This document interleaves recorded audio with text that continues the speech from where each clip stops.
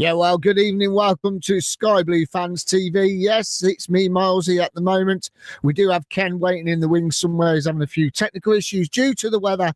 Also, Victoria will be joining us as well. She's having the same issues this evening. It's quite ironic. I live right out where I am, and I'm all right at the moment, apart from I've lost my palm tree. It's been blowing over in the wind. I'm not happy. I had a pair of palm trees. One of them's gone.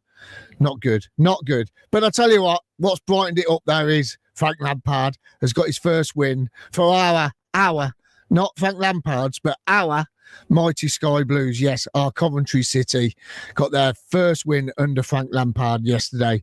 And we're going to be talking all about that this evening.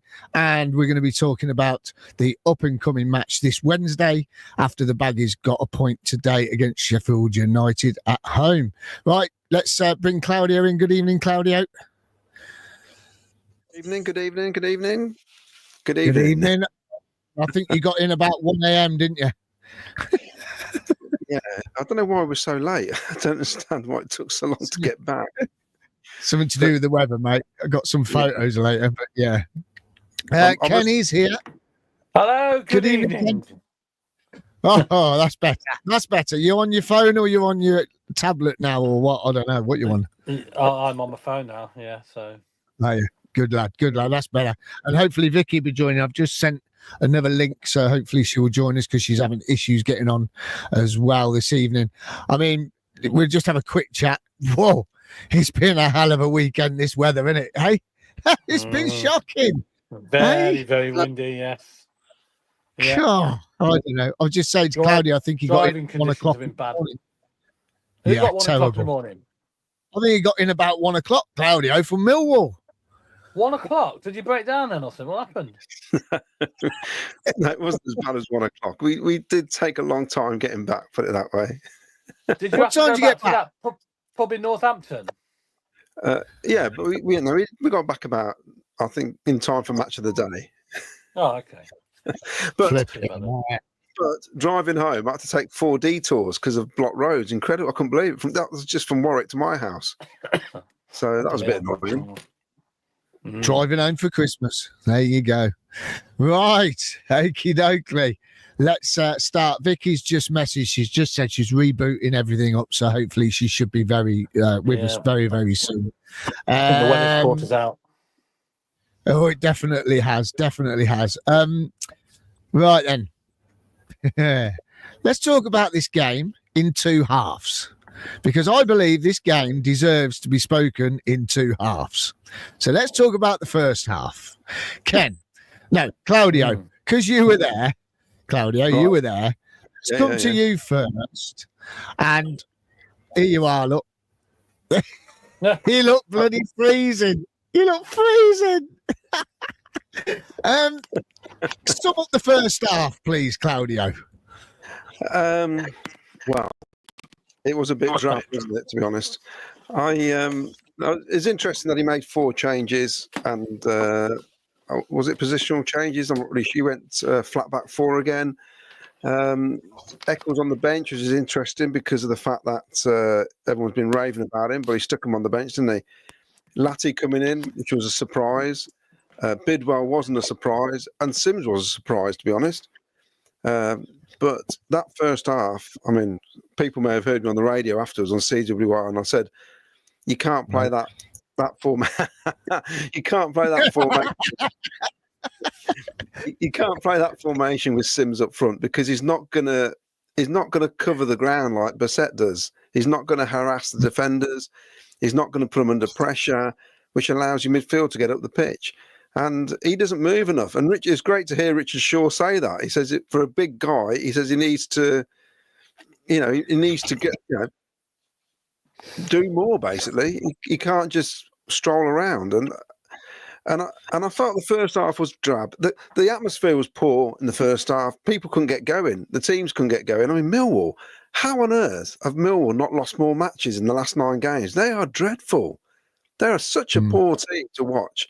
They did have a couple of players missing there, didn't they, Claudio? A couple of but they still can. I don't get it. I'm so surprised how some teams go on these unbeaten runs when you look at our squad. And then, at half time, we were stood there going, we'll take a 0-0 because this is that bad. We'll just get a 0-0, go home. You know, I mean, the weather wasn't helping. The ball was rolling. It was terrible. Yeah, it was poor. And when the first half, you could see the rain lashing across the stadium. You're thinking, oh, it's not a great condition to be playing football in at all. But, you know, the first half, it wasn't great, but we didn't concede, which is the main thing. I mean, we've conceded goals in games where we've played decent in the first half. So we kind of got away with it because Millwall were poor as well. But we didn't create anything, did we, in that first half? There was nothing happened, basically. No, I mean, you just mentioned Sims. I wasn't surprised he was going to start because Friday when I got home, I had a massive day Friday. It was unbelievable. I had 3 different jobs on Friday. You wouldn't believe it. And I got in at 1 o'clock in the morning, and I sat down. Will was up with me, and I sat down. I watched the press interview with Lampard and Ben Sheaf, and I wasn't surprised Sims was going to start. Because the way he was talking about Sims, giving him a chance that he's got to, you know, step up and all this sort of thing, I thought, right, this is Sims starting tomorrow. He's got to see what Sims is about for our team. I wasn't surprised Bidwell was going to start because, to be honest with you, like I listened to the phone in. I didn't hear you, Claudia. I listened to it all. I didn't even recognise that you were on, honest. You know, some people were saying about, you know, you can't, you know, you think about Jay De Silva and things like that. And you can, you know, we'll come on to the second half in a bit, which will come to my point about it, is that this person on the phone, I can't remember his name, but he said that you could see the difference when De Silva come on, what Millwall, you know, became more attacking because they knew where to aim within the team. So you knew Bidwell was going to come in. I think Eccles needed a rest, so you could see Torp coming in. And Frank Lampard, as he said in the interview after, that it gave him a chance to see some other players, and that's why he made the change. He hasn't been here long enough. But I agree with you about Sims. For me, and I know Vicky's going to hate this, and a lot of other people, he's not stepping up to the mark. He's not stepping up to the level that he is capable of doing. And we've got a new manager, and for me, that first half, Sims showed nothing for me, to be honest. What about you, Ken? Yeah, I agree. I don't think he did enough, to be honest. He just lacks a little bit of I think he's a confidence player, isn't he? And when he's up on his own, when he's playing on his own up there like that, he hasn't got Hadji with him, then he don't know what to do, does he? He's on his own and he hasn't got anywhere to go. When he gets the ball, he doesn't know what to do with it, or he gives it away, or he's too slow to react. That's my impression. I mean, he needs to improve big time, you know. And I'm very surprised because I thought with the new manager coming in, I thought that might give him the kick up the backside that he needs probably to, you know, to get into motion. And I haven't seen it since the last couple of games when he's come on and or played. I haven't seen him improve a hell of a lot at all. But we know he can do it. He can turn it on. We know that, but he just doesn't do it enough, does he? No, that's the problem. No, I mean, Shawsey said at half time. I love what Shawsey said. He said both teams have been trying to suss each other out in the first half because of the weather conditions. It wasn't the best weather conditions. No game is going to be good in those conditions. It was a very, very poor first half. And you can blame it on the weather. And before, you know, I just want to give a massive shout out to the travelling Sky Blue Army. 3,025 fans travelled all that way yesterday. So fantastic. Well done, all of you. Absolutely brilliant. So proud of you all. Just amazing. And to you know, in all that cold, I think yesterday would have totally topped me off if I'd gone down there in that cold. It would have probably killed me, to be honest. But I mean, fair play to you all. It was superb. And to put up with that first half, it was a bit drab. There was a lot of loose passes, wasn't there, Claudio? Didn't you find there was a lot of loose balls going astray from each team? Yeah, our problem though, Miles, is, and we did it a lot. I'm not normally stood that close to behind the goal to see what it's like from, you know, when our keeper gets the ball. Some of those back passes are so risky basically. And you know, Collins was on the ball, and you think, well, give it to Bobby Thomas, and Bobby Thomas yet again was doing that thing where he looks at Milan and he won't pass him the ball, and he gives it to Latti, and Latti says, well, I don't want it, you have it back. And he wouldn't give it to Milan. They just wouldn't get it out wide quick enough. It was so slow, and behind the goal. I mean, it's not just me. Everybody was saying, "Pass the ball, just pass the ball. Why are we not passing it quicker?" And then of course, and what you do get is Sheaf, Torp, or Radoni. They weren't coming for the ball. They weren't taking it off the defenders. They weren't showing. You then got somebody up top who wasn't really running. I mean, if you want up top, you got to run that line. You got to go across it all the time. You got to make their defenders go, "You pick him up. No, you pick him up. You pick it." You got to be a nightmare. You got to be constantly moving. We weren't doing enough of it. First half, I thought Tats was absolutely brilliant. First half, he was the only one when he got the ball. You felt like something was going to happen. He was the danger man in the first half. EMC. Efron slowly got into it, but he was the only person we thought was being tenacious, was getting stuck in, was moving, was harrying. It was a really difficult first half to watch, and it could have been the conditions, whatever, but the conditions were worse in the second half. We played better, so maybe because the direction of the wind suited us better in the second half than the first half. I don't know. We made better use of it. I mean, Millwall, all they did was knock it long as soon as they got a chance, and that's where the lads at the back cope with the high balls and that. They did well with the balls. A couple of times we got round, but not very often. And let's face it, our keeper never made a save all game. So it's hard to criticise the defence, really, isn't it? When Collins no shots on target, so they did their job, didn't they? In that respect, they did do the job, but they had that corner that went in the back of the net. It was a foul on the keeper. We don't get many of those. We don't get many of fouls given on our keepers. We don't normally complain if the keeper goes down or gets blocked, but fair play, because there was a couple of players that did complain to the ref and it was disallowed, and it was definitely a foul on the keeper. How did it look from behind the goal, that chance? We were surprised until I seen it back. Then you realise he got bundled. He did get knocked over, but they were doing it for all the corners. I think we're lucky that we didn't have the two big guys like Cooper playing, because he'd have just stood in front of our keeper. You said he's got no chance. But I mean, they're always given, aren't they, in favour of the keeper? They very rarely get turned around. Ken would have given that. Yeah, I mean, you touched on it with Sakamoto. I mean, in the first half, he went out onto the left-hand side and he put two players on their backsides and got the crossing, but unfortunately we couldn't convert it. But you're right, Tats caused all sorts of trouble in the first half with his little balls into the box. And do you know what I seen yesterday, Ken, was that we were getting the ball in the box early yesterday. Yeah. When we had the chance, the ball was going in early. There wasn't that extra touch to move it and then get the ball in. Yesterday, it was getting the ball out wide, looking up, and there was a ball coming into the box. I noticed yesterday. What about you? That's what we've got. That's what we've got to do all the time, because the amount of times we mess about with the ball and play it back and forward, and when there's people in the box, get the ball in the box where it's going to cause a problem. Put their defenders under pressure. That's what we've got to do.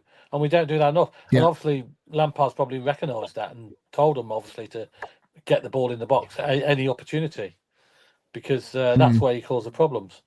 You got opportunity to cross it, get it in. And Hadji's the worst one for that, isn't he? He messes around it too much, and loads of times he's got chances to get the ball in, and he doesn't, and he loses the ball. Yeah, which we'll come on to that about getting the ball in earlier into the second half, because there was a couple of key moments that happened with getting the ball in that early. But I know a lot of people are going to say on the comments, well, Sims, he needs someone alongside him, so and so. But for me, and for probably you guys, he isn't doing enough to cement a place in that team, especially when you look at the second half, which we'll talk about the subs as well very shortly. Should we get some comments in? Let's get some comments in before we talk about the second half. We have got a competition as well tonight. Go on in. Oh, is that guess the players? Should we do that? There's a couple of players on there. We might be able to show them before we do the comments. We need to. Here we go. No, Claudio knows that is. Yeah. Okay. Yeah, he knows him. Okay, so that and this one. And who's that? Oh, yeah. And also we got 3 winners. We got 3 winners from Thursday. We need to pick a winner tonight as well. Right. Okay. So when Vicky joins us, we get to pick number 1 to 3, and then that'll give us the answer. So there's your 2 players. Then Ken sorted out for us tonight. There's one, and there's the other one. There's one. They're not too difficult. So yeah. One. There you go. Right. Let's get on to some comments then. What's interesting, you said about getting into the box. There's one cross that came in. Was it Tats who came in with a header that the keeper saved in the first half? We couldn't see. It looked like it definitely wasn't Sims, but it was an ideal ball for Ellis Sims to get on the end of. And I think Tats, it was in the first half. It was. And that's another thing. He doesn't get his head on enough ball, does he?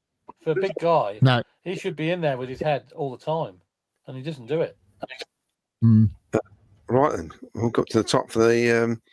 Right, Assassins Unite, he says, super Frankie Lampard.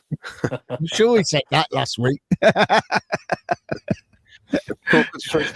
Bit of paper over the cracks must give the players a bit of confidence going forward. A week's work, and we did not concede. Maybe go on a run that started at Millwall last season. We can only hope. Hold on a minute, hold on. But Paul, we have got a midweek game, and our players can't play 2 games in a week. Yeah, that's the big thing, isn't it? Midweek game. Sorry, Claudio. LB boxing, even all good win on the road, but first half was so poor. We haven't performed for 90 minutes this season. Paul Cutterford, what a great opening tune. We need to get that back at the CBS. Yeah, it's great. That's been brilliantly edited by our editing team. Behind the scenes, yes. Behind the scenes. David Brannigan, hey guys, hope everyone is well and all feeling a little better after yesterday's result. Trees and fence panels all over the place on the Kenilworth Road, just off it. That's from P. Lowell. No, my palm tree's got gutted. 6 years it's been growing. Oh dear. Well, it blew away. It's gone. 6 years been growing. I sat down in the living room yesterday and I went, it's a bit lighter in here this morning. What's going on? I looked out the window and my palm tree was gone. No, where have you seen? What are you doing with a palm tree? It was on the floor. It was on the floor. Stacked it up. We said, I visited Cop Town Centre the other day for the first time in years as half of the town closed down or something. We'll get some football-related things in a minute. Mark R. Claudio outside at a football game. What's the world coming to? Yeah, he does venture out now and again. He does, yeah. Clean sheet from Adam Shaw. Tom Baker, in an after-match interview, Frank said team changes weren't so much tactical as just to see what the other players can do. Yeah, sure was. And this is what Dave Granigan thinks. I think Sims was useless. Sorry, Vicky, but I think we need to move him on. He's a good player, but doesn't suit the way we play. So cut him loose and bring someone else in. Mm. Peter Doolan, good evening, guys. It's amazing what a win can do. I knew EMC would come good. Hey, Peter, you're not the only one. Will said he's a very good player. He was getting stick. Aaron Thomas, I'm sorry, but Ellis Sims' pawn needs to be moved on in January. Ralph Wiggins, good evening. All hope all the fans are happy now. 3 break points in difficult conditions.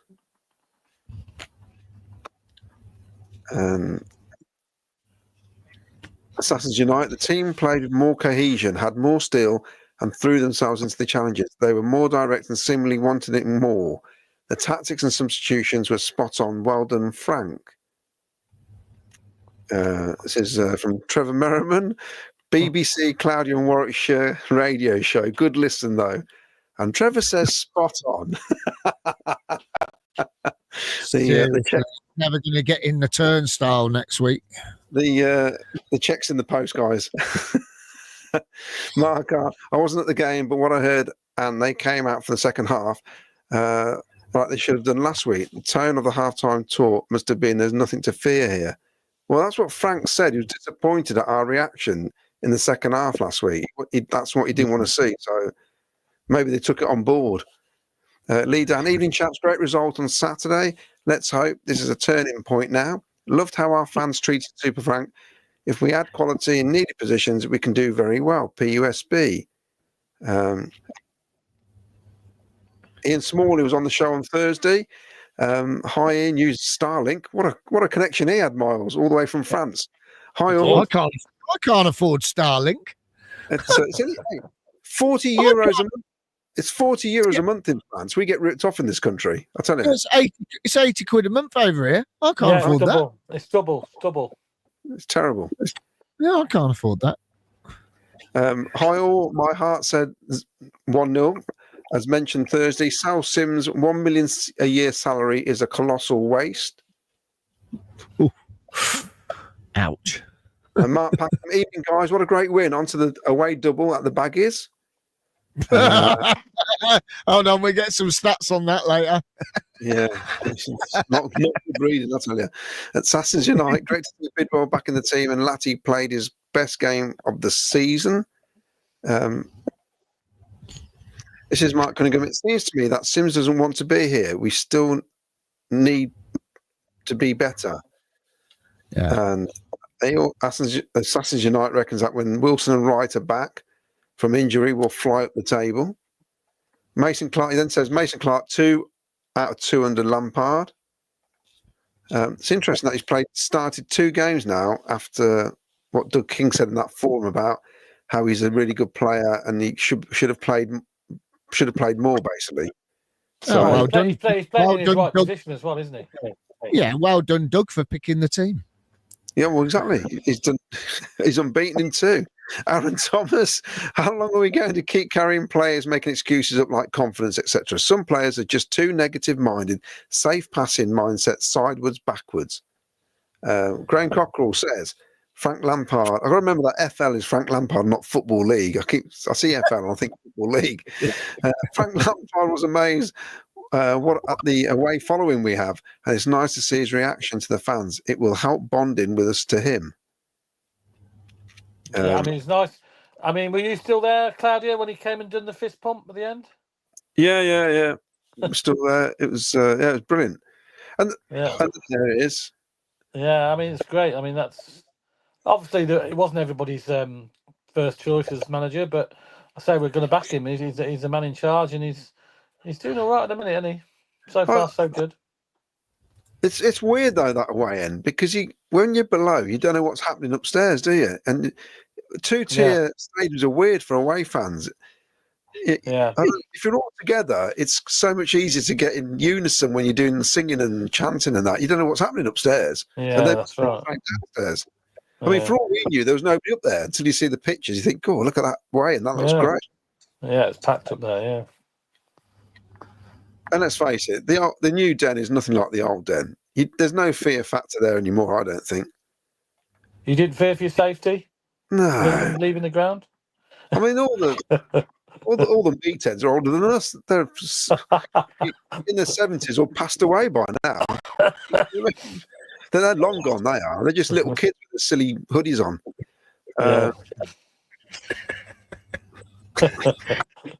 You can say that when you come right out the way in and go straight to the coach and to safety.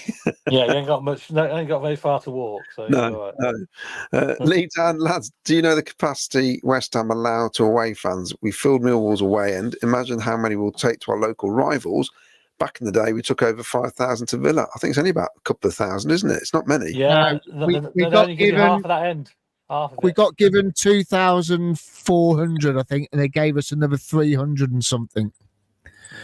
So again, there's another nearly 3,000 going. Yeah, as long as we do that, we should do that to them when they come here. It pretty much is that now, anyway, isn't it? Yeah. Chris, I was with Chris yesterday during the day. Lack of movement until Bassett came on. Apart from Tats, move the ball quicker, helps prevent the silly giving the ball away. Paul Thompson. Bassett played a great part in that goal, using his strength to take the centre back with him. Oh, he nearly took it off the keeper, didn't he, as well? You missed that one. Lats had the best game for age yesteryear, but somebody else said that, so I thought I wouldn't. See that. Were you surprised he dropped Binks? I was. Yeah, I was. I was, to be honest. Yeah. Yeah, I was. I don't know if he thought he was to blame for what happened last week against Cardiff. I don't know. Maybe. I don't know, but I was certainly surprised. I wouldn't have been surprised if Thomas was dropped, maybe, but I'd have thought he'd kept Binks in. But he's obviously seeing things maybe we don't. I don't know. Yeah, well, it's hard to fault it when we win 1-0, isn't it? Really, no, you can't argue with it. Yeah. Paul Stratton, Milan, and Tats cancelled each other out as both needed some same space. Collins nowhere near cross, which is worrying. Did well with 10 men as Sims was nowhere. All in all, take 3 points. And we're not calling him out, just us, because when you got Richard Shaw, an ex-professional, saying it, and he's only saying where he said a guy of that size, his presence, he should be dominating centre halves. He rarely gets in front of one, does he? It's really weird. It's almost like he's 6'3", but when he gets on the pitch, he's 5'2". That's his persona, whereas Bissett is, I don't know, 5'10". He's like a 6-footer running around, isn't he? He's a pain in the backside, basically. This is Adam Shaw. I love the camaraderie Frank has with the players already. Kept the ball well. They can score if we have. They can't score if we have the ball. Bissett, ole. That's from David Granigan. And Where have you skipped? I'm down here somewhere. You've skipped loads. That's because the comments sometimes jump, don't they? No, they haven't jumped on mine. I'm just scrolling through them. Yeah, you missed this one. Paul Stratton. I did read that out. Did you? Yeah. And that one. And that one. Oh, yeah. I didn't hear you read that out. I must be blind or deaf.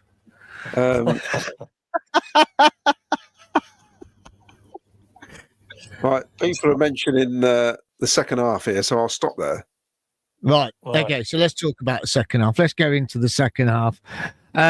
Second half started pretty brightly, I thought. I thought we came out the blocks really well for the second half. Claudio, once again, we'll come to you. We'll go straight on to the subs with this because I thought the subs absolutely made a difference, especially as we were talking about Bissett. Bissett came on and just gave us a little bit more energy. Here's Vicky. Good evening, Vicky. Evening. Sorry. Okay, that's okay. So we're on the second half now, Vic. So just to let you know. But I mean, Bissett, he sort of upped the pace a little bit, didn't he? He got us further up the pitch. How did it look from the away end, Claudio? I've got to say, Eccles coming on made a huge difference as well, because as soon as he came on, he wanted the ball. 2 or 3 passes straight away, got involved, got in the game, and tried to move the game forward. And what I noticed was when Bissett came on, it's almost like the team thought, oh, great, we've got something to aim at, because he started running. And that's all it was. We had movement, basically. 2 or 3 players started moving. EMC and Tats were getting higher up the pitch as well, out wide, which made a big difference. And the goal was coming. We had enough chances beforehand. The ball was pinging around the box. The crosses were coming in. But I think Eccles, I mean, for all his critics, I mean, when people said he's been our best player this season, what's that say about our midfield? Well, yes, he showed why he's our best player this season, because he came on and he got involved straight away. He was on the ball from the start. And that was good to see. And if anything, it pushed Sheaf forward a bit more as well. I've got to say, Sheaf was great second half as well. I thought Sheaf was excellent. Dodgy first half, brilliant second half. But that's what happens. The whole team was lifted. We pushed forward a further 10 yards, and it makes a massive difference. There was only one team that win that in the second half until we scored. And of course, we did our usual sit back routine for 10 minutes. But no, the 2 lads coming on made a huge difference. Definitely. Yeah. Not that was playing bad. It just changed it up a bit, didn't it? Basically, Bissett was a key though coming on, definitely.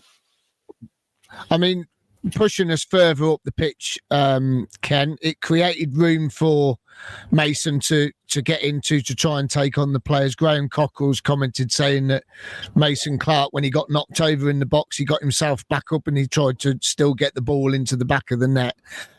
Before he scored, he one ball got stuck under his feet, so he couldn't get it out to get a better shot on target. But he certainly livened up that second half, didn't he? With having that threat with Bissett out there, Tats getting further up, it enabled him to get further up and try and work his magic, and he got his rewards for it. He did, and you can see he's playing in his correct position. And his confidence. It's all. I mean, he is a good player. We all know that. I mean, we must have spent all that money on him. He's not a good player.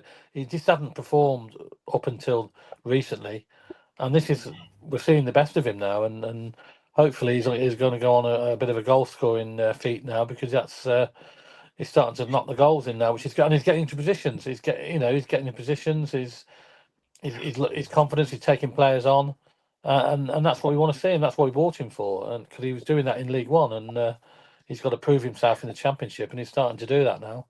And he just changed the team. Confidence breeds confidence, doesn't he? When you see players playing like that, other players will look around and say, "Oh, he's up for it today. Let's go." We're up for it as well. So, and the more players, more confidence, the team will thrive, I'm sure. And I think Frank, obviously, he's played him now twice from the start, so. He likes him as well, so he must like him, in the training on the training field during the week. So he's obviously impressed him. Yeah, and Vicky, we were saying for the first half that yesterday we were getting the balls in quicker yesterday, and it proved with the goal. The ball came out. Rudy got hold of I had to think of his name then. Rudy got hold of the ball. As soon as he looked up, he crossed the ball early into the box. Bissett went for a header, missed it, and it fell onto Mason's boot. I mean, it was a great goal to score because they are quite difficult, and it could have easily gone over the bar. We've seen it before. But what did you make to that second half yesterday? Yeah, that was a good move, wasn't it? In some ways, it was fairly similar to the first goal against Cardiff, in so much as we were looking to recycle the ball quickly, which I think we've all said we haven't done enough this season. And both of those goals by F1 could have easily been blazed over the bar. So it's nice, like Ken said, to see him getting some time. And it's also to be more positive going forward, because I think, like I said last week, we've got the players. It's just the confidence has been so shot. And hopefully now a bit of momentum, and they can take that into the next game, and we can build from there, really. Yeah, I mean, with Tats as well out there, we know we did push up a little bit more. Even it created a bit of space for Milan to push up as well, and he really hasn't got anyone to fight for his place at the moment. So he does. He for me, and for quite a few people I speak to, he doesn't look the same person as he was last season. I don't know if it is because he hasn't got any place to fight for, but we did end up creating that extra space, but not only space, but we had a man over. Yeah, we had a man extra, didn't we, in that box? It created that extra room to give us a man over. And I thought as well, Tats looked like he was getting back to like how he was at his sort of peak last season. That was probably his best before game. His injury. I thought it was probably his best game. So that's positive as well. If he's going to get back to that type of form, because if you've got F1 on one side and Sakimoto on the other, both in good form, teams are going to struggle to cope with that, aren't they? So. Yeah, definitely. I think I've got the goal here. I think this is the goal. Well, I hope this is the goal.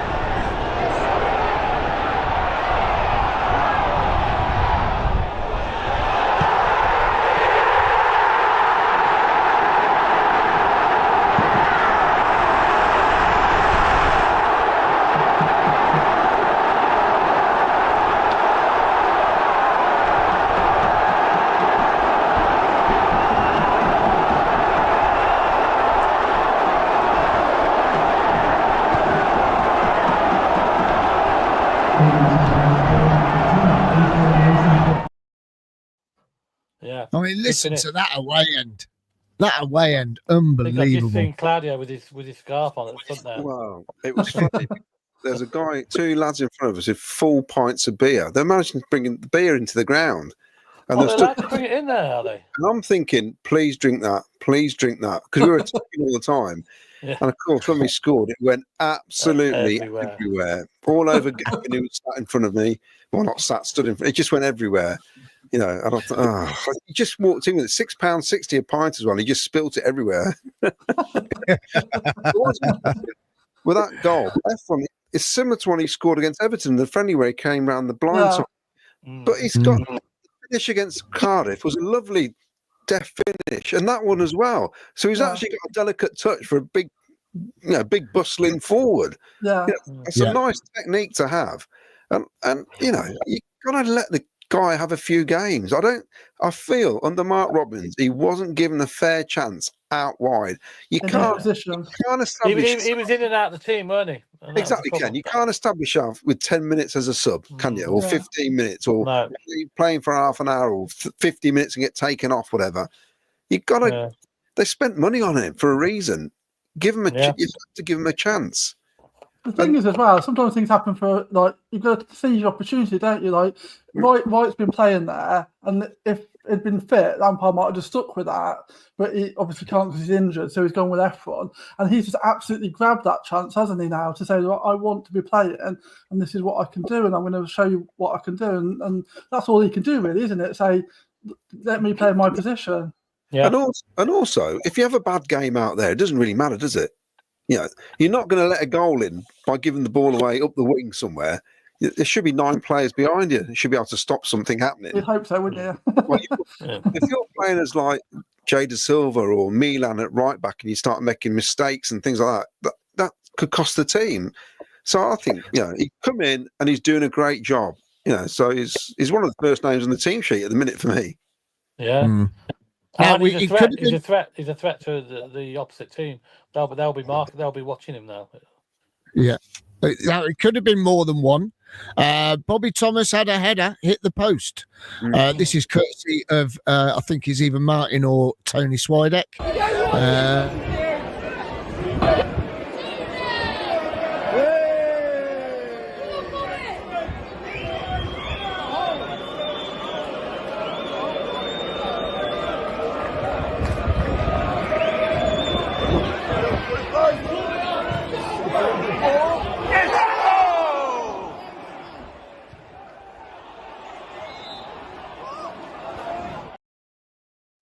Yeah, there you go. Hit the post. Unlucky with that header, wasn't he? Yeah. We should have been 3-0. We should have been 3-0 up that second half. In all honesty, before Millwall had a chance, I think. Yeah. I think even their managers come out and said, like, we were the better team, and it wasn't until the last 5 minutes or so that they started playing. So now I want to ask a question to Claudio. On your way home on the bus, you didn't leave Steve at a service station this time, did you? Look at my phone at the back.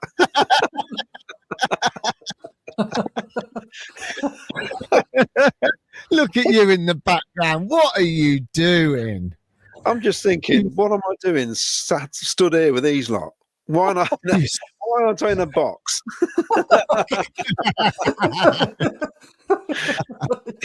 and the reason I said I'm so proud of the mighty Sky Blues, this was the sort of weather down in London. This was from Martin and Tony on their coach. Sent some pictures through. Quite appalling weather-wise down there, wasn't it? It was absolutely dreadful. Raining all day. And then you got Bissett tapping the badge. I love it. I think it's absolutely lovely. I think he loves it here, doesn't he? Yeah. Well, we witnessed the tree being blown over and hitting a young kid in the central London. Unbelievable. No. Yeah, and I've never seen a tree fall down in real time before. It was surreal. We were just on the coach and we went, "Oh, look, that tree. Oh no, it's landed on the kid." And luckily, because the branch is obviously a certain size and the kid was small, it's almost like the branches protected the kid, because I think it'd been anybody bigger, it'd have done quite a lot of damage, and he managed to crawl out. Oh, no. Oh, right. He was a bit shaken, Yeah. but we told the driver to keep going. We don't want to be late for the game. You know, there's loads of people there. There was loads of people there. Yeah. No, we couldn't believe it. I thought, you know, but yeah, it was terrible. It was terrible. Really, really bad. Did you arrive on time? Were you nice and early there? About an hour before kickoff. Well, not too bad because it's So normally it's good. any game down that way is normally late. Get there last minute. And it was great because I mean the support was brilliant, absolutely brilliant, really. Yeah. You know, just so good. The way following is so good at the minute. It's the best I've ever known it. You know, and we've been going for years. You know, I've never known anything like it. And There's going to be like obviously there's a mad scramble for tickets now everywhere, and if you consider the form hasn't been great, has it? And yet they sold out Millwall away, which is an awful place to get down to. Yeah. Portsmouth and there's a few people I know couldn't get down there because of the trains got cancelled, and they had tickets, but they couldn't get down there because the trains got cancelled on them. So, right, we've got a competition tonight. Here's 2 players. What's their names? Who are they? Vicky, have a little look. Oh, I think I actually know that one for once. That's in my era, isn't it? Yeah, yeah. That's why I put it on there. One, and this one. And you know that one, don't you? Yeah, I need to zoom in a bit because they're a bit small. There you go. Have a little look. See what you think it is. Claudio's got one of them, hasn't he? Oh, I've got them both. There's a lot of right answers. Oh. Is this for prize or fun? Yes, for Sky Blue Fans TV mug. Blimey. Better start writing down the winners then. And Vicky, we need to ask you to pick a number between 1 and 3 later. Oh, okay. Right then, let's get back to some comments. So, one on the up, but talking about getting in the box quick, ask Jack about the one he's always in the box. Who is on the up? Jack in the box. Who is that? I need to know who that is. You know who that is? I do. On the up, you know who that is. He knows who it is. I know who it is. Dave Sportsmakers agree about Sims' lack of effort. A lone striker has to feed on scraps, make things happen out of nothing. The comparison with Bassett is stark.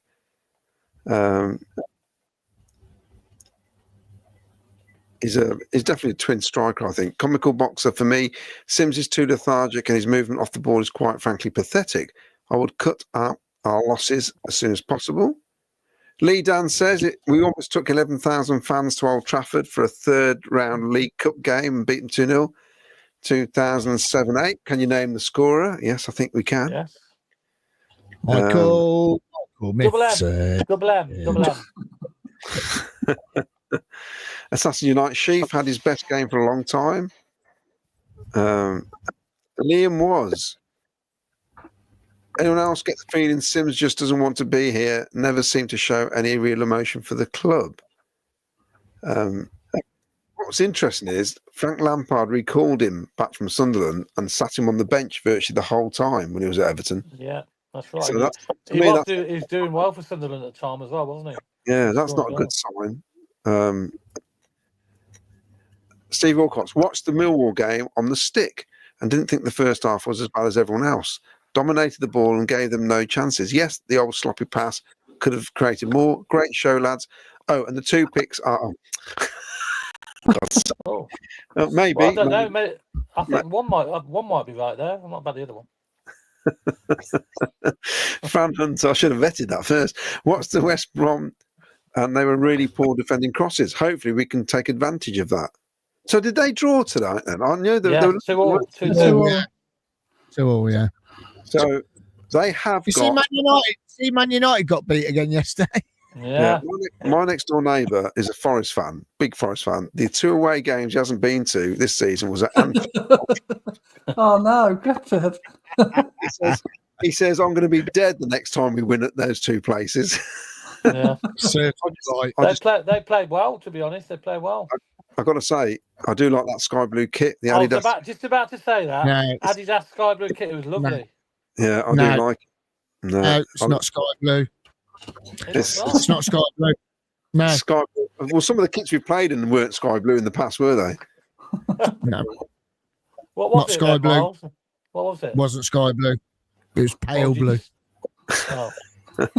Pale blue. What I like that Frank Lampard changed a few bits about 20 minutes from half time, and that was when our game seemed to pick up a bit. It's wishy-washy blue, that is. Well, whatever it was nice. Yes, we like it, don't we, Ken? We'll talk Yeah. about it Wednesday when we're off to the game. Gibbo, I'm impressed with Frank. Wins will get the fans on board, but him getting properly involved, celebrating a hard-fought win was great. Don't want Adidas. I did say that on one of the shows that he does like to do a bit of fist pumping, doesn't he? Down the touchline, Frank. Pete fans like all that stuff. I don't care what anybody says. If it's your manager doing it, you love it. If it's the opposing manager, you hate it, don't you? You think, what an idiot. If it's your gaffer, you love it. You know, I bet it was nice for the assistant manager as well, because he's ex-Millwall man when he went to Millwall and got the points yesterday. Yeah. So he would have been, no doubt, given a bit of a lowdown on the team, wouldn't he? Trevor Merriman, listen to this podcast every Thursday and Sunday. Great show, thank you. But so much better when we win. Thank you very much. Yeah, thank you. Thank you. Thank you, yeah. Much better when we win. We're all happy. Phil Bevan reckons that Sims just doesn't seem interested. We'll get Vic in a minute to the for the defence of the accused. Kevin Quinn, it seems really that bad, or is it the service he's getting? Ian Primlock, Sims doesn't seem to me to be a lone striker, never had a good game as a lone striker. No. Wells think we need to lay off Sims. He'll come good. He ain't crap overnight. Listen, he tends to play better with the two. Listen, no one listen to Simon. No one listen to Simon. Trust me, don't listen to Simon. Jack Saunders, great day out yesterday, as Claudia will confirm. 3 points from London traffic is horrid. Bring on Hull, as in Hull, yes. Right. Oh, here we go. Dave Granigan. What you guys think? What points we'll pick up the next two games? I think we can get 4 if you turn up midweek, but be tough. But I think before we talk about that, should we let Vicky defend Sims? I know what's coming here. So. I mean, you know what I think. Somebody already posted that I'd obviously come in late just to miss it. So. Well, to be fair, I think your internet was as slow as he was. That's why you had to wait until we started talking about the second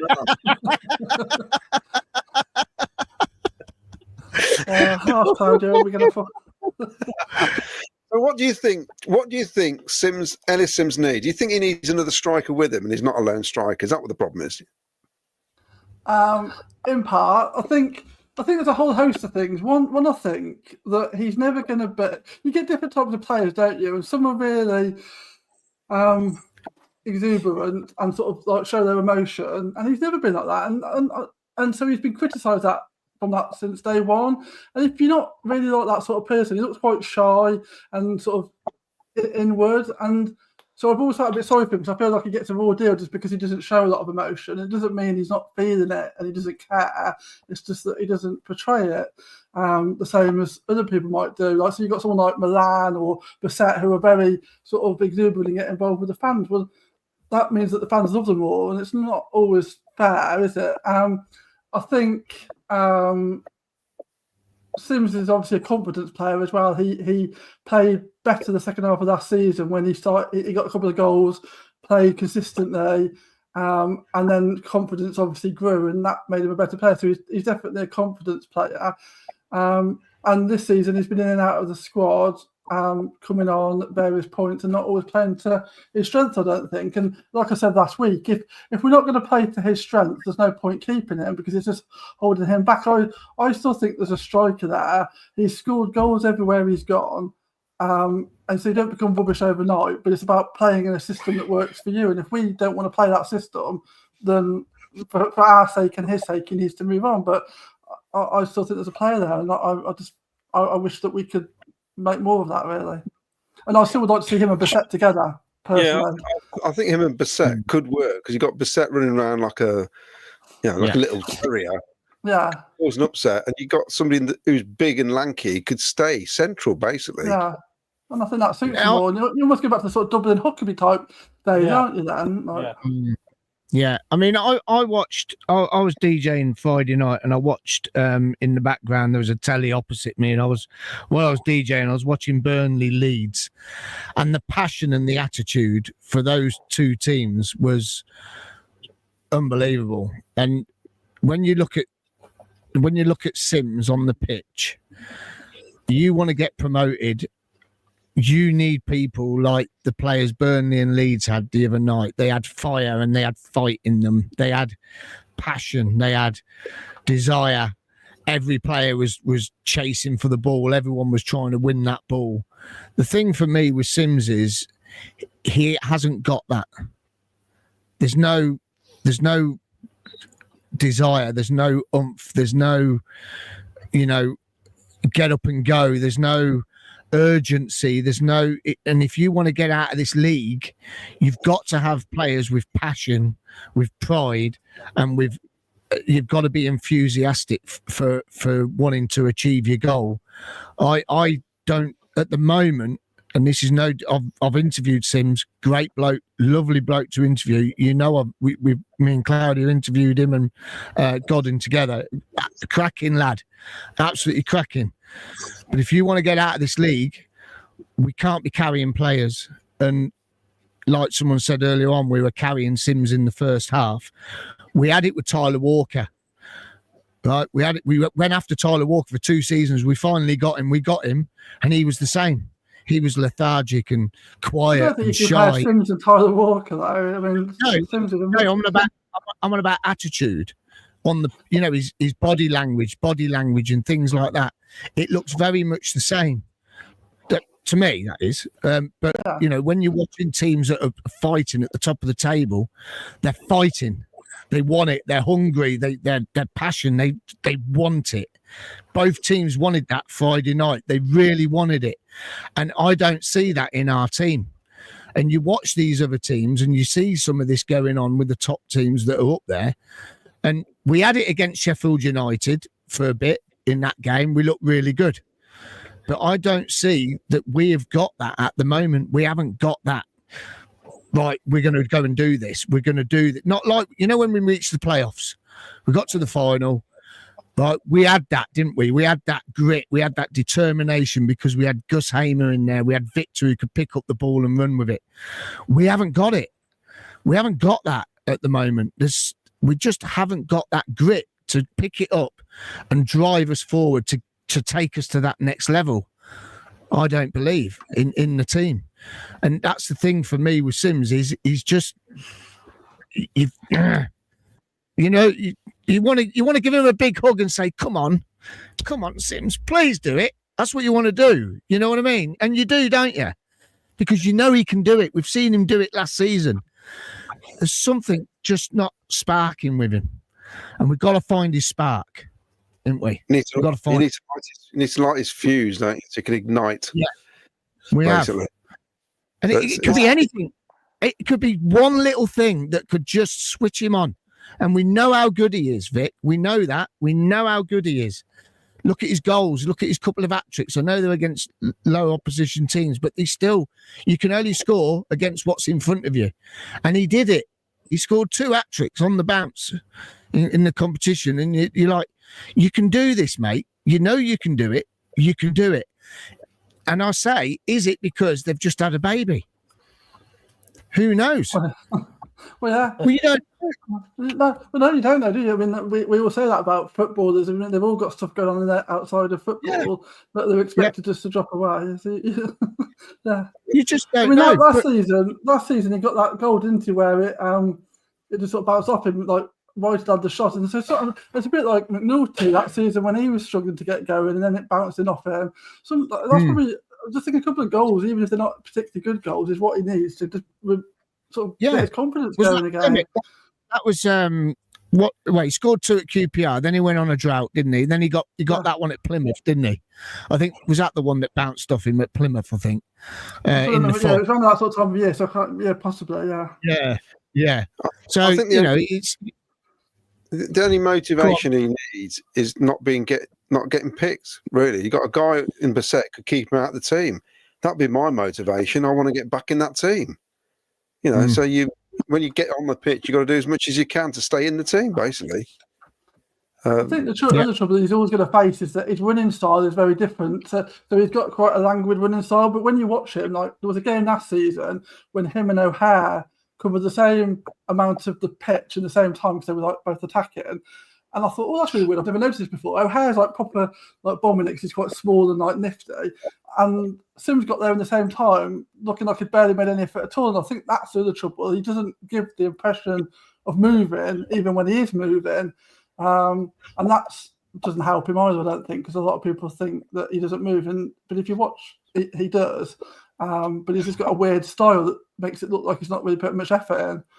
That doesn't help him either, because fans like people that like look like they're doing. So like O'Hare, Bissett, those sorts of players are always good. And like Milan, they're the sort of players that get fans excited. Unfortunately, if you've got a slightly languid, more boring type style, people don't always necessarily see what you're doing in the game, so that doesn't help him either, I don't think. I think if anybody can get the best out of him, I think it's going to be Frank. He'll get the best out of him. I was just going to say that, Ken. Absolutely spot on. It is, isn't it? It's going to be him, isn't it? Definitely. Talking about Frank Lampard, did you hear his interview at the end? So his interview at the end, you know when you're outside and you're talking to someone, it's really cold. And you start going, you know, when you start wobbling your words, and he was talking and he was wobbling his words, you could tell he was really cold. And he goes to Clive, "You look cold there, Clive." And he goes, "Yeah, I'm freezing. Are you cold?" He went, "Yeah, I'm freezing." And Frank said, "Should we wrap it up there then?" You wouldn't have got Mark Robbins saying that, would you? And it's a breath of fresh. Look, we love Mark Robbins. Mark, we love you. You were brilliant. But isn't it a breath of... I know he wasn't our first choice. Well, he wasn't my first choice. But it's a breath of fresh air hearing a young manager, especially after the game. Did you see him with Ben Sheaf? Yeah. Wow. I think the way he's conducted himself in press conferences and after matches and with the players has been fantastic. You know, yes. The fans notice that, don't they? And they, you know, they take it on board. Yeah, absolutely brilliant. I mean, what do you think, Vic? What about Frank? Yeah. Or about talking when you're cold, like Claudia was on the radio? Yeah, I didn't hear Claudia on the radio. I didn't even hear him. You did sound cold, Claudia. You did sound cold. And then Tony Swideck came up to me. I was talking. He says, "Oh, this old chap's lost himself. He can't find his coach." I said, "I can't talk now. I'm on the radio." Oh, I heard that. Don't you know who I am? Was that Swideck? No, but isn't it strange how a week and a bit can make a difference on how you look towards somebody who's your manager of your football team? Because when Reece Carr was in charge and he was in his press conferences, I didn't feel any warmth. There was no warmth there. There was nothing towards, I don't know. There was just something missing. But Frank, he's got it, hasn't he? He's got that. And he definitely. I think he's going to get people on side quickly because he has got that. I think, we've spoken before at length, haven't we? I thought it was too early for Robbins to go. Frank wasn't my first choice, but a week and a half in, I like what he says. I think, like all of his interviews, I've agreed with virtually everything he's got to say. So I like what he's coming out with. We've obviously had 2 performances now, and there's been some improvement there. So, now we're just looking at the long-term picture, aren't we? And if he can continue to take us on an upward trajectory, then happy days. But I was prepared to give him a chance, and so far, it's looking good. So no one can question Frank Lampard's passion for football.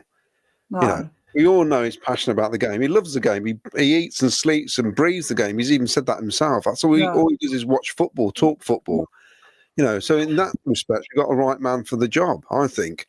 It's just whether or not that can, is hopefully that will make his prove himself as, with his ability, basically, as a manager or to head coach, whatever. But we know he's passionate about the game. That was not going to be questioned at all, was it? And also his intelligence generally, because he's up there in the 5%, isn't he? Like, so he's a very intelligent man as well. So you get that because he comes across well because he knows how to string a sentence together, I suppose, and like generally portray what he's thinking in an eloquent manner. Unlike I did then. I mean, Ken, we've got a real tricky week now for Frank, and the reason I say this is because he's not going to have much time to work with them now between now and Wednesday and Saturday, where he's had a nice week last week being able to coach them and have a look at the players, but this next week is going to be a real telling point in the start of his career with Coventry City. How do you think it's going to go going into Wednesday? Well, I think we've got that extra day over West Brom. Obviously, they played today. We played yesterday. Whether that's going to make any difference, that's happened in the past, and it not made any difference to us. And you know what we're like when there's 2 games in a week. We tend to play really well on the Saturday, and then let ourselves down on the Sunday, or on the Tuesday or the Wednesday in the week. So, but I think they can go into the West Brom match positive. As we've seen today, West Brom do concede goals. They drew 2-2 today with Sheffield United. So they have drew a lot of games at home. So I think the team will be going there full of confidence.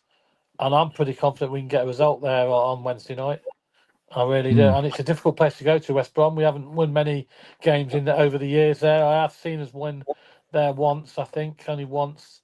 But I don't know whether Claudio's seen us win there. Have you seen us win there, Claudio? I was just going to say, come on, Claudio, before I ask Vicky, come on, what's the stats?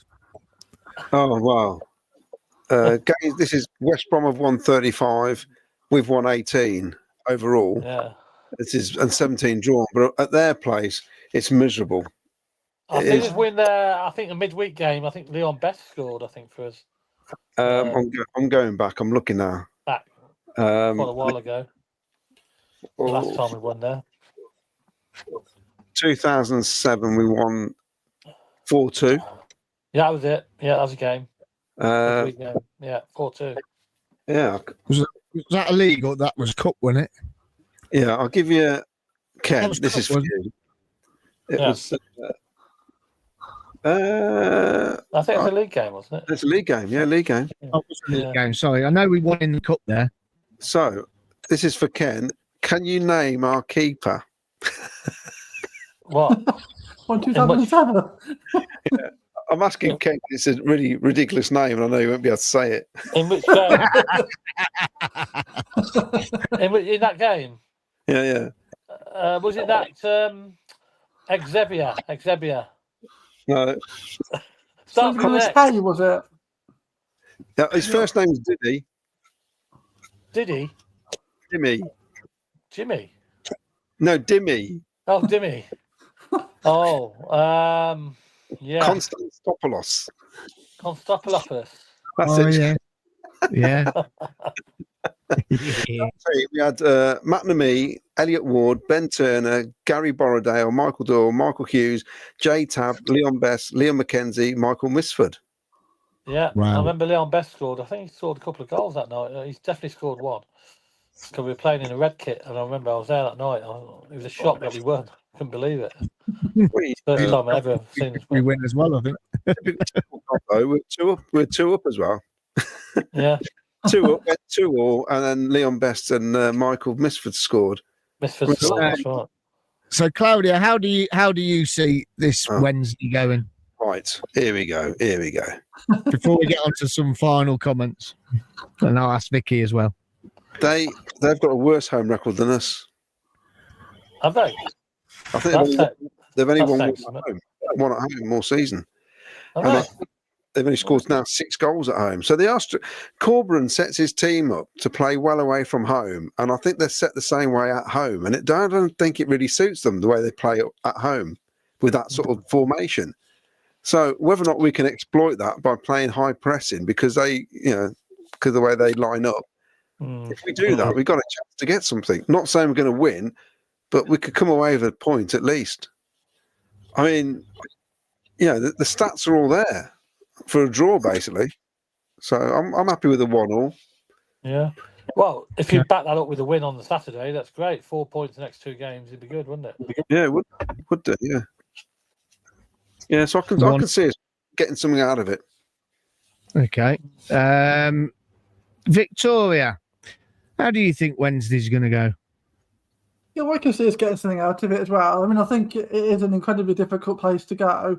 And I've seen some sort of bad games there over the years. But I think at the moment, like Claudia just said, there's a few times I've seen West Brom at home. They've just looked fairly average. And so I think they can be got at, and we've got a bit of confidence now, hopefully. So there's no reason. I suspect it comes down to a lot who scores the first goal. Like unfortunately, if they score the first goal, they're going to be set up really defensively, and we'll probably struggle then a little bit. But I think if we're sensible and we play like we did and keep it sort of relatively tight, there's no reason why we can't get something out of that game. I think I think a draw. And then go. I mean, I think the more important game is the Hull game, because we should definitely be beating them on their current form. And I think as West Brom away is a difficult place, and as much as I want us to get a draw at a minimum, a loss shouldn't be overreacted to. I don't think, as long as we've turned up and given a bit of a performance, it's not an embarrassment, is it, to go to the Hawthorns and lose? There'll be teams that do that this season when they pick up a bit. So whereas when we're playing Hull on the Saturday, that's definitely a game we should be winning, and that's a better marker for how we're progressing, I think. Okay, Ken. Yeah. What score?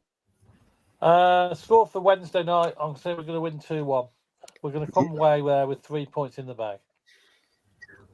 Cool. Vicky, what did you say again? So sorry, I said a draw. I'll go 2-2 for a draw. Oh, another 2-2. Yeah, right. 2-2 this year. I'm going to go for another 1-0. Oh, 1-0 away win.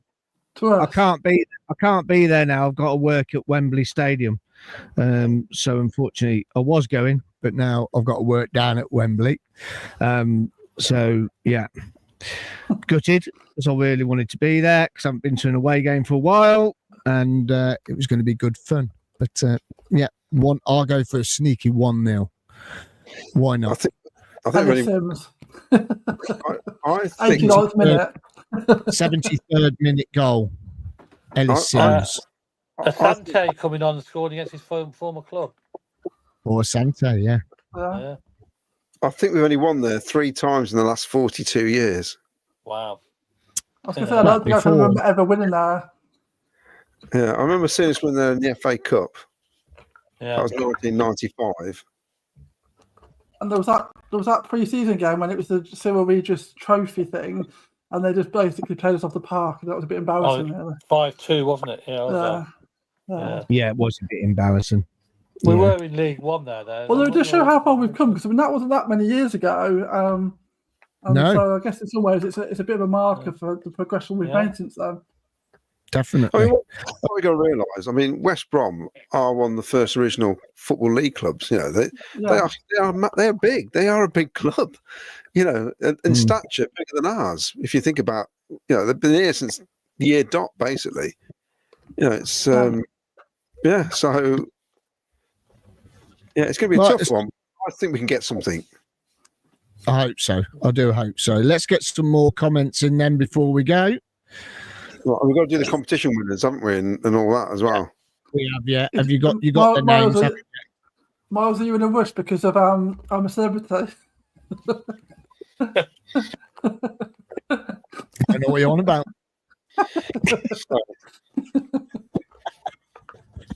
It's school night. School night, yeah. Got 3 people who said the right spot the ball last Thursday. They are Dale, who was on the show, and Doug Bolam and Mark Richardson, and I'm going to number them now. Okay. And Vicky, we're going to get you to pick a number. So 1, 2, and 3. 2. Oh, and 2 is Dale, who was on the show. Brilliant. So Dale gets a mug. Excellent. Before we go on to the comments, people have been messaging asking where we're going to be in Portsmouth at the Ibis. Yeah. Now, there's 2 Ibis hotels. The one we're going to be in is in Winston Churchill Avenue. So it's the Ibis in Winston Churchill Avenue. So if you are staying down there on Friday night on the 20th, come and join us. We're going to do a live stream. I've got to try and get down there early. I don't know how I'm going to do it yet because me lift Neil has got to work till 5, so I won't make it. So I've got to try and figure out how to get down. Come down with me then. Come down with me, Miles. Oh, brilliant! So we can go early then. I'm off all day. Yeah, so brilliant, superb. Oh, that's a weight off my shoulders. So if you want to come and join us, please do come down to the Ibis, Winston Churchill Avenue, on the 20th. So we'll be having a show Thursday night, and then we will be heading down to Portsmouth on the Friday, and we're having another show on the Friday night. So please come and say hello. We're going to have a few drinks as well. So if you want to hang around with us after, we're going to go out and find a pub somewhere, and we're going to go and have a few tipples. Claudio's missing out on all this, by the way. He's not available. Yeah, Claudio's missing out. And I've got some friends coming over from the Isle of Wight. So it's going to be one hell of a...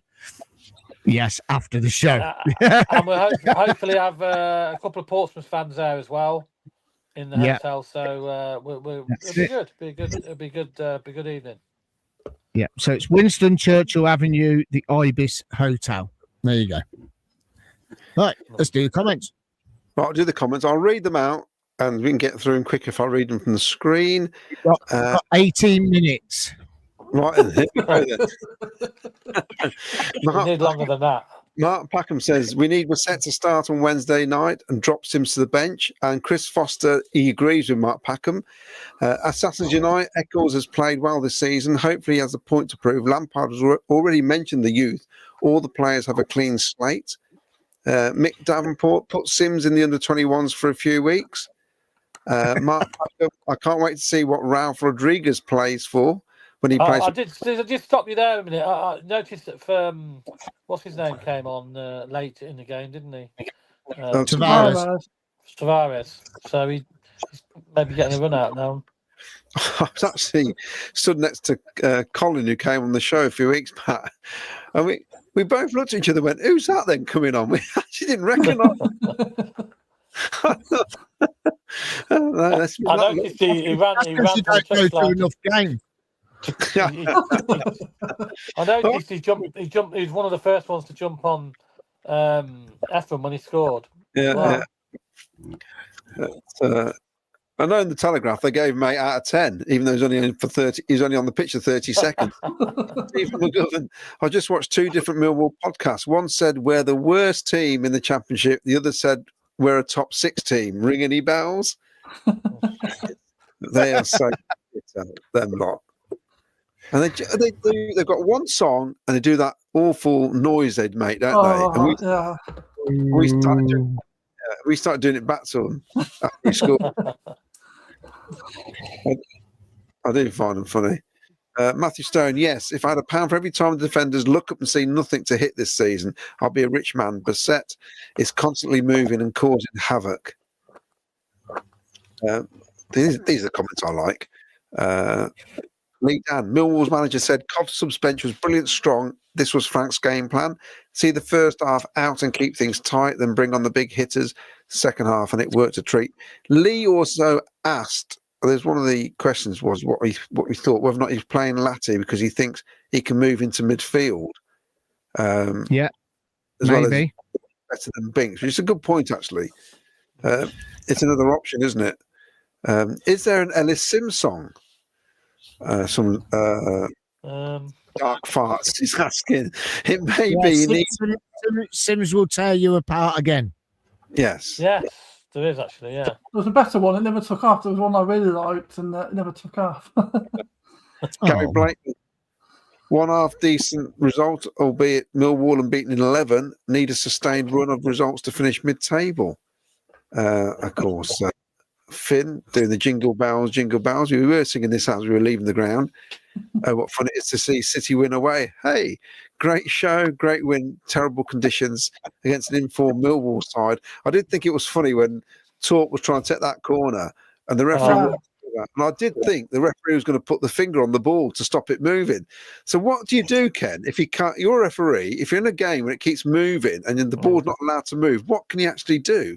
Well, you can't do a lot, to be honest. I think what the ref said to him, he probably just said, try and hit it as quick as possible, Yeah. And he did dig your foot in, try and make a little divot to try and, in the pitch, to mind stop it blowing away a little bit. Or just move the ball really quick, get someone to come close to you and pass him. I think that's probably what the ref said, because it was fierce, weren't it? You could see it. You could see the corner flag, couldn't you? Bending over. Well, one of the F1's first chance came from that little short corner, didn't it? Quickly put it down, played it out to Rodoni. The ball played into to Mason, and he got it caught under his feet, didn't he? He got it caught under his feet, then he couldn't dig it out, and the keeper saved it. So it worked in a way a little bit, didn't it? He could have had a couple of goals.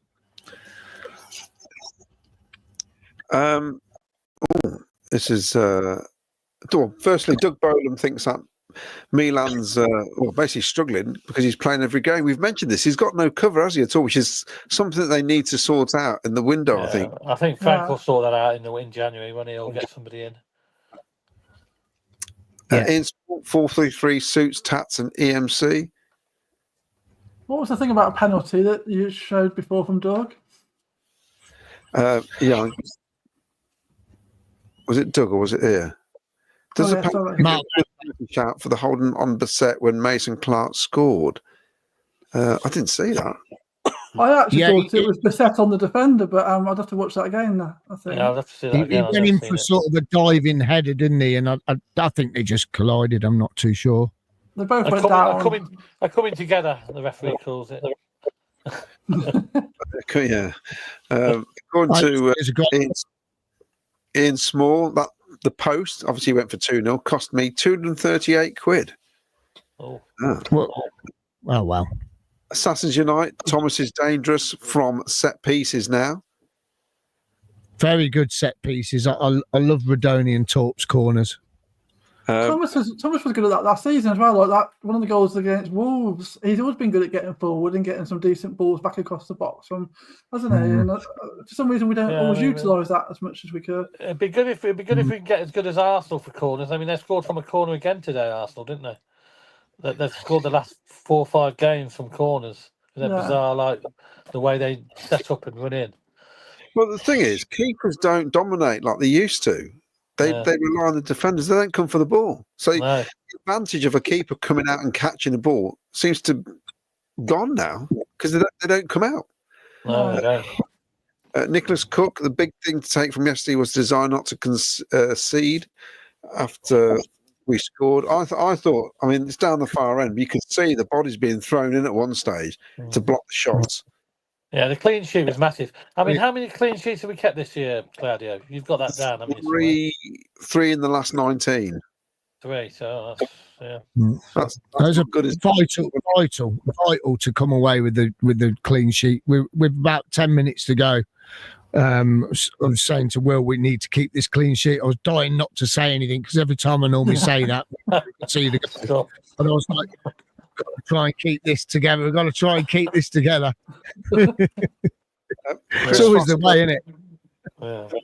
Chris wants to know what's our allocation for tickets at Norwich. Any ideas? I think it's about 2,000, not many more, is it? Have they been announced? I don't think it's much more than 2,200, something like that. Not much more. It was last year, I think, wasn't it? It's not a big away end. And they sell all their tickets, no problem at home, don't they? So they don't give many away. Finn says, Vicky, Sims should be powering them in with his nut, a bit like Dublin did. He needs more serves and balls in like he did against Luton. But that's, you see, you need to play as a twin striker then, don't you? Because if we want him to do that, because all his goals come from in the box. So for him to do that, he needs somebody with him, to do the hustling and bustling.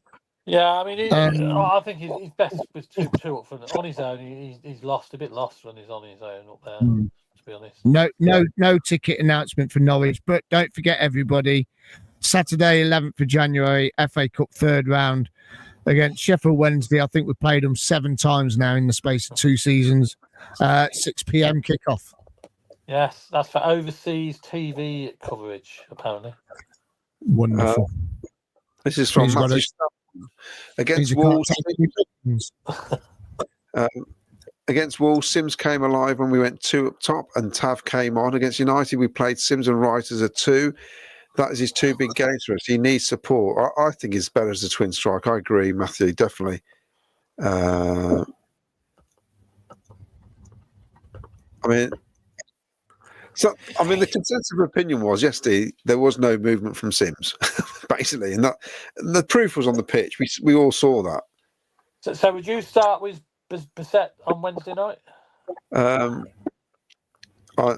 think he'll start with Bissett on Wednesday. Yeah. I don't think it'll change too. I think Eccles will come in for talk. It wouldn't surprise me if the 2 lads who came on first start on Saturday, and they're the only changes. On Wednesday. Yeah. Big shout out to Jack Saunders. It's his birthday today. Happy birthday, Jack. Happy birthday, Jack. Happy birthday, Jack. Yes. Yes. Yes. Are you wearing a hat again, Jack? Jack in the hat. He might have a new hat for his birthday. He might have a new hat for his birthday. Now, read that one. I think Frank has the measure of Sims. Comments in his first week are ominous. I suspect a sale in January and a stopgap loan until the summer.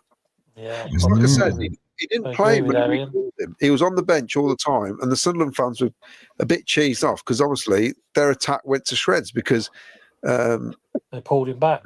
And they lost Stewart, didn't they, with injury? So they had no forwards, basically. Yeah. Good point, Sim. Matthew Stone, Vicky, good point regards Sims. A bit like Boothroyd, where he seems effortless. The body language can sometimes give off the wrong impression, but he's never going to be a Bissett type of player. He does remind me of Boothroyd a little bit, to be fair. Yeah, very similar sort of player. Lee Dan, having Frank here has helped raise our profile tenfold, which will attract players to our club now. What players would the panel like to see Frank bring in? Did you notice though, the interview he did on Friday, it went out on Sky Sports. Oh, did it? Yeah, that never happens. No, Yeah. not, So not what was normal that? Friday interview. Yeah. Who do you think we should bring in? A couple of players, you think? Pick a couple. What type of player? Well, I think definitely a centre half for me. An experienced centre half. I think we need, and a left back as well. Okay, Vicky. Yeah, I think cover from Milan's going to be one of the definite. And then someone in midfield, just to be a bit more dynamic, I think. Yeah, I think we need a ball carrying midfielder through the middle. We're looking at a Hamer or Callum O'Hare type player, aren't we? Really? Yeah, that's the sort of player you want, ideally. And if there's any available, I doubt it though. Definitely right back. We need. Well, Miles said before, there's loads on the continent. We pick up good players from abroad. Yeah. They're out there. Set Tats, Milan. Yeah, they're out there. Go out to the South American market. Yeah. They've got passion. Yeah, players that can get hold of the ball, run with the ball, attack. Doug's not going to pay a fee for somebody to get on a plane to go and scout somebody in South America. It might have to go. Normally, didn't we used to have overseas? We used to have overseas scouts, didn't we? Yeah. Well, yeah. Didn't you spot anybody in Jamaica when you were there on holiday? No, that would have been great, wouldn't it? I could have been their agent. I could have retired then. Definitely, that would have been brilliant. But I'm with Vic. I think we need a creative midfielder. I think we need another centre back, someone with an experienced head, and I think we definitely need a new right back to give Milan some competition, but also give them a rest. And I think we need a new left back. I think Jay De Silva, and it is, unfortunately, he's too small. Do you keep him and play him further up when we need him and just keep him on the bench as a bench warmer? Could be an impact sub, but I think we need another left back. And if I'm going to be greedy and say 5, I probably think we need two. I think we need 2 midfielders. Well, I think we're 3 light on last season's squad. We are down on I think players. we are. We're 3 down. Yeah, definitely 3 down. I think. I think we're 3 down. I'm going to be greedy. I'll take 5 loans, to be honest. I'll take 5 loans at this point. The trouble is as well, like when you've got like a smaller squad, the players that are having to play, whether they're sort of carrying an injury or they've lost a bit of form, and then it just tends to get worse, doesn't it? So someone like Milan, maybe, I think he looked a bit like he was probably carrying a knock or something early on in the season. We had to keep on playing, then he loses a bit of form, then he loses a bit of confidence, and it turns into a big thing then. Whereas if he could have just been dropped and had some cover, someone else comes in and plays for a few games, he gets better and he comes back in and he hasn't lost his confidence. It's not such a... And that's the trouble when you've got a small squad. Players are having to play through bad times and just get worse, aren't they? Yeah. Well, you remember Fankati Dabo? He came back from injury too soon. Remember, he looked terrible. Should never played, and he got injured virtually straight away again. So it does happen. You're right, it does happen. Then he came back again. Then he came back again and couldn't even run back. That's right. He was struggling, wasn't he? Matthew Stone, impressed with Frank so far, says the right things, seems very media savvy and happy to have the circus in town. If it raises our profile, we'll bring better players in off the back of it. To be honest, Miles, I don't mind us being on Sky. It's about time. I'd love us being in the limelight. It's got to be good in some respects, especially if you're doing well. Matthew Stone also says West Brom don't seem to lose. I think a draw would be a positive result. Mark Rainbow still having treatment for the trauma of the 7-1 defeat in the brown kit. Oh God! I was there, little kid. I was there as 12. Still remember Len Cantello's first goal, skipping off the turf somehow went above Les Seeley's hands. I don't know how.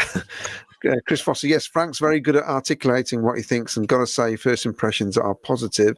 I do like the way he keeps saying we've got to work. That probably frightens some people, doesn't it, when they mention work? Kevin Quinn will happy to take a point and then 3 against Hull. Frightens me, that word. Well, yeah. Well, we'll all be working tomorrow morning, so. Well, apparently my boss. Well, you lot will. Well, you're off tomorrow. Don't know what I'll be doing. My boss reckons I'll turn up. Lee Dan, too busy sorting out my social life. So Lee Dan, Harry Redknapp said Frank would go to the very top as a player, and he was correct. I believe Frank will go to the top as a manager. That was the. You must have all seen that interview where it's like a fans forum, and the Frank Lampard sat there as a young kid, and the fans slagging him off, basically saying, "Oh yeah," and Harry Redknapp stuck up him, didn't he? And said he'll go to the top. So and so's a player. So and so's a really good player. And then, like I said, Harry Redknapp goes through it all, and he says, "Well, I'm telling you now, this lad here is going to go to the very top." And he was only a kid at the time. I mean, but he's right, wasn't he? You imagine being sat there and the fans saying to your face, "You're not very good, though." It shows some character, doesn't it? It shows some character. Yeah. Chris Brook 1-0 smash and grab, followed by a 2-0 win against Hull. Mark Packenfoot, goalkeeper from 2007 was Dimmy Dinsum, his name. Can you imagine? Well, I mean, Clive Eakin would have been commentating then. God knows what he called. We called him Constantinople or something, didn't he? Or something like that. I'll tell you what's funny. He's in awe of Frank Lampard, isn't he? Have you heard his interviews? It's a totally different interview to when he interviews Mark Robbins. I think he was a bit scared of Mark Robbins, You reckon? It's a different interview. It feels a lot lighter. More laid back. Actually, yeah. I think he was a bit worried what Mark would say, or Yeah, like you might get a telling off from him, whereas it's totally different with Frank, like, so far anyway. Fran Hunter, Wednesday, we use the wings, crosses. I can see us winning 3-1. Oh, I'd love that. Too early to expect our defensive frailties to concede, not to concede one. Ken would love it because I'm going with Ken. He won't want me moaning all the way back from. You're dragging this out now. It's gone 9 o'clock.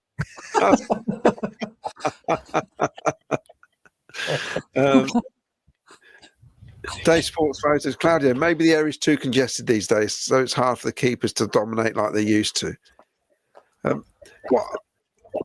What I do find is it makes you laugh. The referee comes and talks to the players for hustling and bustling and pushing each other. Then nothing happens. They just it's ridiculous. You normally get the impression he's going to give a free kick after that, doesn't he? To the defending team when he does that. Someone's asked. Mick Davenport's asked how long has Sheaf got left on his contract. He's got another year and a bit left. Yeah, 18 months. Yeah, and Bidwell's contract runs out in the summer. Lee Beckett says. He's free to clubs in January. There's only 5 players with contracts running out this summer. I hope Bidwell stays. To be honest, I think he's one of the experienced heads we need, and he always gives us probably 7 to 8 out of 10 every game. Yeah. No, I think so. I think like some of the players like Caddy and Goddard, we're missing their experience, but they probably weren't going to be match day players anymore, were they? Whereas Bidwell can be the experience and still be somebody that can be in the first team. And I think that would be lose that experience when we're already struggling in that perspective. I think if they let him go, they need to bring somebody else with that kind of experience, don't they? Yeah. You know, he stands up when this is Coventry City. We never replace players for players. But the thing is, Miles, I can't believe Frank has come in and not said, if you want to go up, we need a stronger squad. I cannot believe he's not going to be given the ability to get players in. Else, he wouldn't take the job on, would you? Why would he? Because he's not he's not like a Warnock type manager where, even Holloway, I know these are mad names to say, but they've got a proven record of turning clubs around, haven't they? And getting them up the table, getting them promoted. I mean, Warnock did it at QPR with a absolutely crazy chairman in Brigatore, the Italian, who was absolutely case, where they're picking the team from the director's box, texting down to the manager saying, look, I've paid $3 million for him, get him on the pitch. He was doing stuff like that. So Frank hasn't got that yet, has he? I know he got the playoffs and Chelsea and all that with the Champions League place, but he's not proven himself as getting teams up and out of a division. So you've got to have some help, haven't you? He's not going to do it with this squad of players. If he does, he's a miracle worker. But no, I think Doug's promised him a bit of money in January. I think so, but he won't obviously say what, will he? But I think he's going to be a bit of wheeling and dealing in January. I think, and I think people will be going in and people coming out. Mick Davenport, we need Sheaf sign a contract after Christmas, not leave it until it's too late. Eccles got a new contract, so offer Sheaf one. I mean, for all we know, they're on the table. We don't know that, do we? Yeah, I think she's going to be waiting to see how things pan out, isn't he? Because he I mean, there's already been rumours about clubs higher than us being interested in him. He's not going to be signing for us unless he's sure that we're going in the right direction, is he? So I think it is something on the table. He's not going to be signing at the moment. It'd be crazy until he knows. You can see what's going to happen, can't you? You can see what's going to happen here. We're going to get to the end of the season. We're going to be mid-table. Sheffield United are going to go up, and they're going to buy Ben Sheaf, and then they're going to have Hamer, Ben Sheaf, and O'Hare in the Premier League. Yeah. Thing is, though, what would you do though if you'll look at his age? You'll think if I stay here and there is, they don't bring the players in, I think will get us out of this division. Yeah. But I've only got so many years. His next contract is the biggest contract he's going to sign, the most important one, isn't it? Really? Yeah, yeah. Someone comes in, a Fulham or even a Palace if they're staying in division. He's a London boy, isn't he? Yeah. I mean, I'd be off as much as I love. I mean, he's not even a Cov lad. I mean, I'm a Coventry City fanatic, but if I was in the same situation, I'll be off. You know, if you got to look at you got to look after number one, haven't you? Which is yourself, which is your family. This is Mark Rainbow. He says, talking about the squad, we have used 23 players this season. Only Preston, West Brom, and Swansea have used less. Can't see Sheaf going for a yo-yo club. Although Stephen McGovern did put Yehovah Club. Be interested. Is that something you bought for your missus for Christmas? Some Yehovah body cream or whatever it is. What's that doing in your predictive text?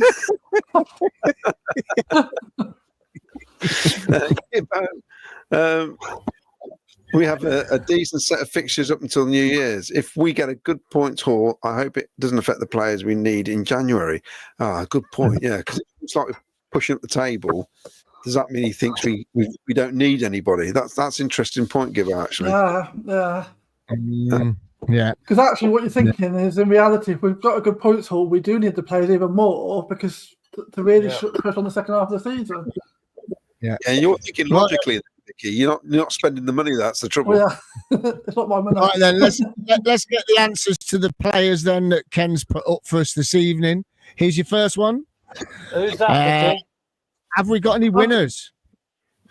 I know who the other one is. The other one's Mark Edwards. That one I can't see properly. Who's this one? That's the one I know. I can't see that one properly because the figures are over his head. Who is it then, Claudia? It's Keith O'Neill, isn't it? Yeah, he didn't make many appearances, did he, for us? No, another waste of money. And who's that one? That's Mark Edwards.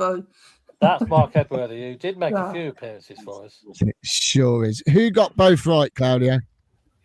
Lowe's got both right. So we're going to have to look back and write the names down because there's too many. Okay, well, we'll do that and we'll announce it on Thursday's show then, yeah? Yeah, we'll look back after. Says, I'm a celebrity, get me out of here. Great show, guys. Who do you want to win, Miles? Do you know I want to win? And I'm going to say this. I want Mrs. Rooney to win. Really? I think she's brilliant. I think she's absolutely brilliant. Or I want Mr. Communards to win.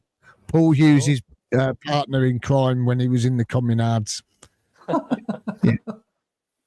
Yeah, I think Danny's already a star. He doesn't really need it, but I think Colleen needs this because Wayne's always in the spotlight. I think Colleen needs this, and I think she deserves it because she's had to put up with so much from Wayne Rooney. I think she deserves it. She's a right goer. I don't think she's put much up with him. It's the Rebecca Vardy thing, isn't it? Well, and that as well. But I think that she deserves it. To be honest, I think she's lovely. So, as soon as you mentioned the Scouser, I thought I'd read this out. This made me laugh. So the Merseyside derby is off. I thought they walked on through the wind and walked on through the rain.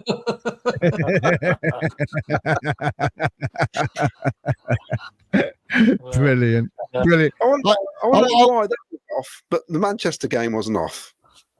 Yeah, that's what I said. I said exactly the same thing. It's literally down the road, and it's I want to show the goal again. Let's show the goal.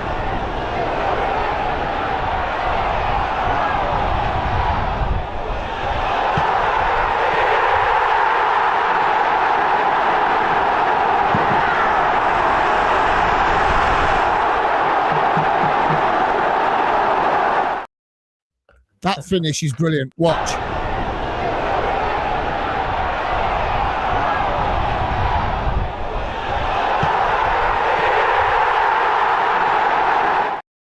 He's appealing for offside there, the goalkeeper. He's nowhere near offside. I'll tell you what, that is some finish. Isn't it?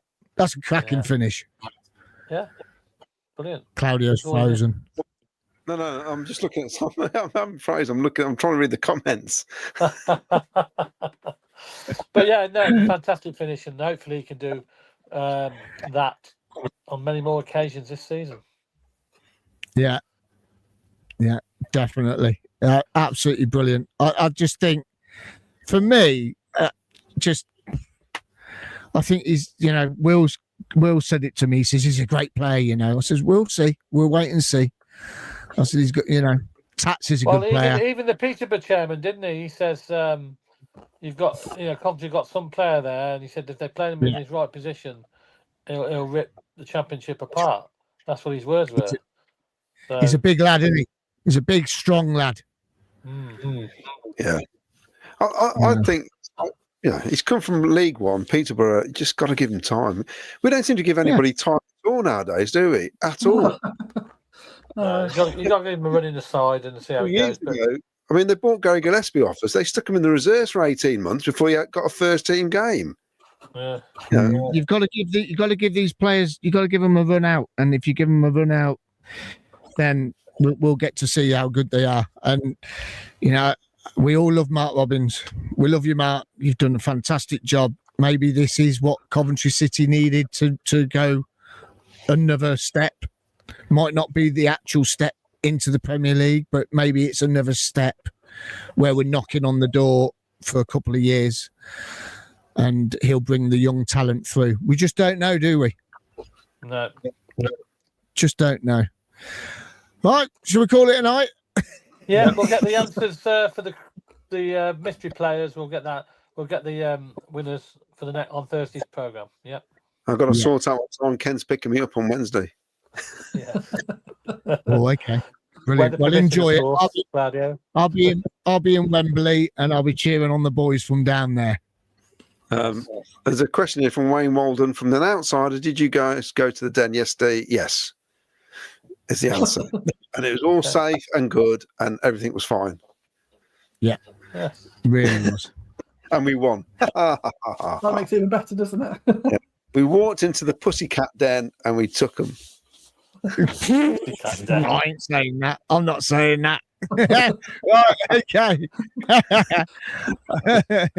Right, have a great evening, everyone. We will see you on Thursday. Let's hope the Sky Blues can at least bring back a point, or can we make it 2 on the bounce and win and bring 3 points home? You never know. We'll have to wait and see. Thank you very much, everyone. You enjoyed yourselves. All good. Yeah. All good. Good. And we'll see you all Thursday night. Play up, Sky Blues. Good night. Play up, Sky Blues.